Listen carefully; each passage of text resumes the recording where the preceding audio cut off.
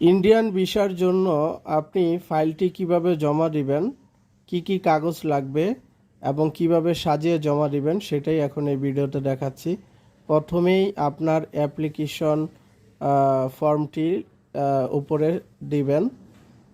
তারপর হচ্ছে আপনার ভোটার আইডি কার্ডের একটি ফটোকপি দিবেন। তারপরে হচ্ছে আপনার বাড়ির বিদ্যুৎ বিলের কাগজ দিবেন বর্তমান ঠিকানার।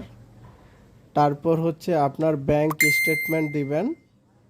ব্যাংক স্টেটমেন্ট, যদি আপনার ব্যাংক অ্যাকাউন্ট থাকে তাহলে ব্যাংক স্টেটমেন্ট দিবেন। আর যদি ব্যাংক স্টেটমেন্ট না থাকে তাহলে আপনার যদি ব্যাংক অ্যাকাউন্ট না থাকে তাহলে কারো হেল্প নিতে হবে। তারপরে হচ্ছে আপনার এনওসি দিবেন, আপনি কি কাজ করেন সেটার একটা বিবরণ দিয়ে এনওসি দিবেন। তারপরে হচ্ছে আপনার পেমেন্ট স্লিপ দিবেন। তারপর হচ্ছে আপনার পাসপোর্টের প্রথম পেজের একটি ফটোকপি দিবেন।